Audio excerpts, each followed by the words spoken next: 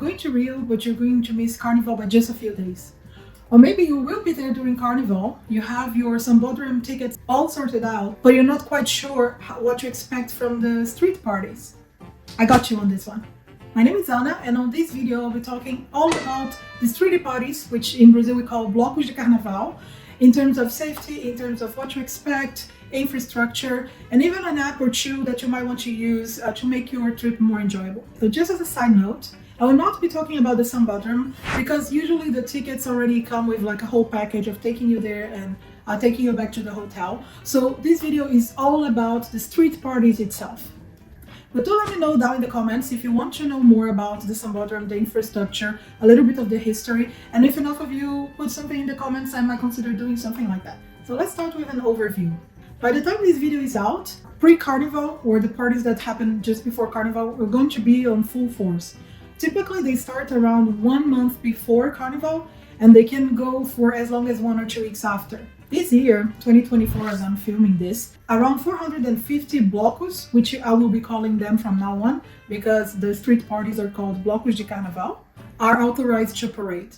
Most of them will be happening between the 7th and the 14th of February, which is when actually Carnival is happening.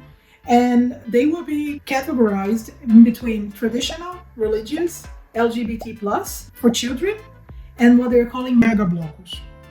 The traditional blocos are the ones that have been happening for many years. They already have a name, everybody knows of them. They might be big or small, but they have a history behind them. So these might be some of the ones you want to look out for.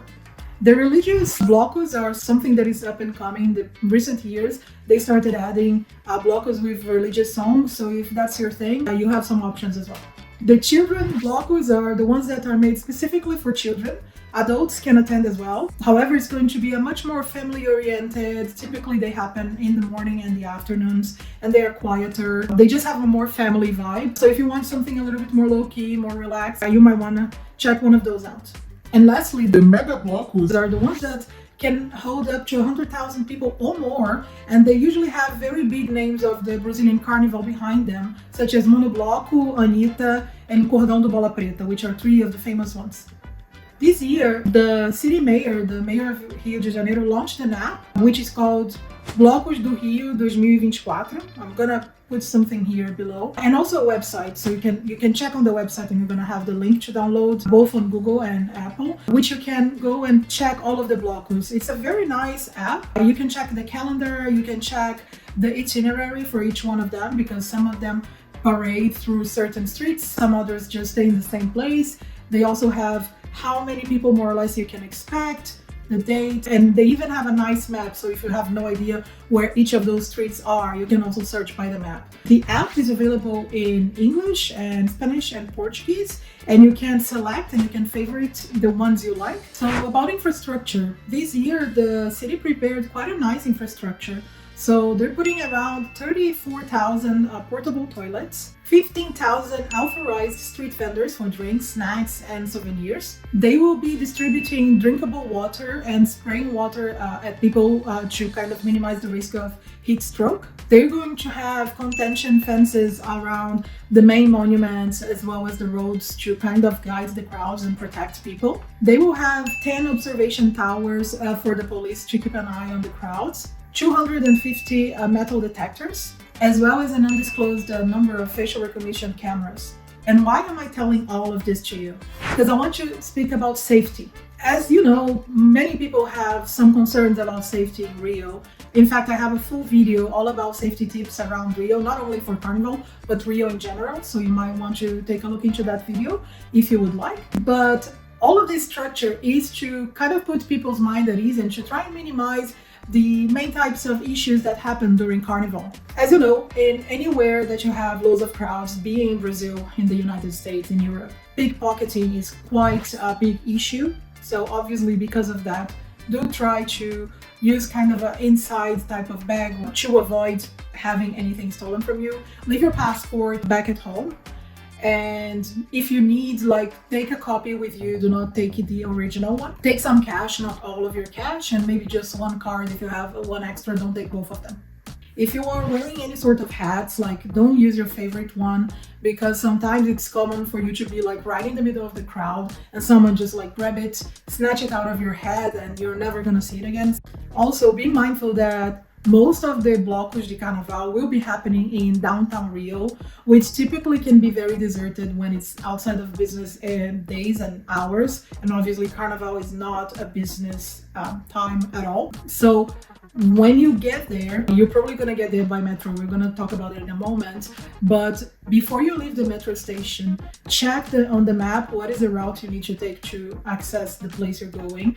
There's probably gonna be some flow of people going there, but avoid getting into desert streets, shortcuts, or anything like that. Just keep to the busy streets. Take a look into the map before you go out of the station, just to avoid having your phone in a deserted area and being a target. Do not accept drinks from strangers. I guess this is pretty obvious, but apparently people still do that. So don't accept drinks from strangers, no matter how nice they sound, because that might be drugged.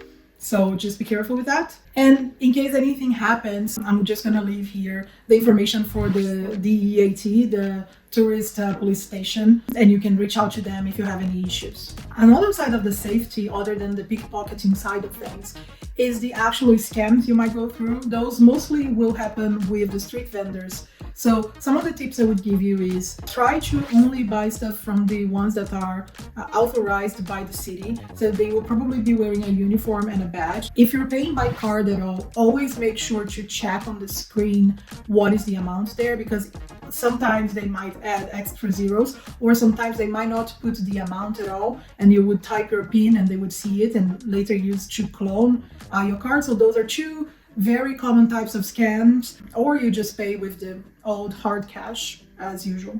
Now, in terms of comfort, I also wanted to give you some tips that maybe you didn't consider about how to feel more comfortable when you are there. So the obvious one, I'm just gonna get it straight out of our front, is wear sunscreen and take loads of water. Typically people tend to drink a lot of beer, cold beer, and they won't necessarily drink that much water. So you might end up struggling if you're just drinking beer and not drinking any water, and you're gonna have an awful second day, and then your entire carnival is probably gonna be wasted. The second tip I have for you is avoid dark colored clothes. So don't wear like a black t-shirt or like a very dark t-shirt, because the heat again can be very oppressive. Try to wear light colored, flowy clothes. Honestly, people don't even wear that many clothes. You're gonna see men with other t-shirts, women just wearing bikinis, maybe with shorts. The next one is avoid wearing flip-flops. You will see loads of people wearing flip-flops because honestly, I think it's kind of a uniform for us. For us from Rio, we go with flip-flops everywhere, to the mall, to the doctor, to the bank. Everywhere you're gonna see people wearing flip-flops, but avoid doing that during the carnival in the crowd. The reason is obviously crowd, people are going to step on your foot. You're going to be walking on streets where you might have shattered glass, where you don't know what's been around there. It's just like yucky, grimy street. I mean, I don't think many people would be, walking barefoot in New York. So I probably would advise against it in Rio as well. And the next tip is differently than what I usually suggest, which is getting an Uber or a taxi everywhere, because it's quite inexpensive. You've probably seen me saying that a bunch of times in other videos. Try and use the metro for anywhere you're going around Carnival, because loads of streets will be closed. So if you take a taxi or Uber, first, they will probably get stuck in traffic jam. Second, they might take a long detour to get to your spot, and you're just gonna be like going around for no reason. And third, the metro is pretty safe, it's quite inexpensive, and most of the blocos you will want to attend will be within close walking distance from one of the stations. So use that. I have like a full video I've done a few weeks ago about how to use the metro in Rio. You can also check that. I give you information about how it works, how are the lines, the prices, how to buy the tickets, everything. So make sure to check that video out in case you're not very confident on how to do that while you're enjoying Carnival. Now, I need to tell you about something.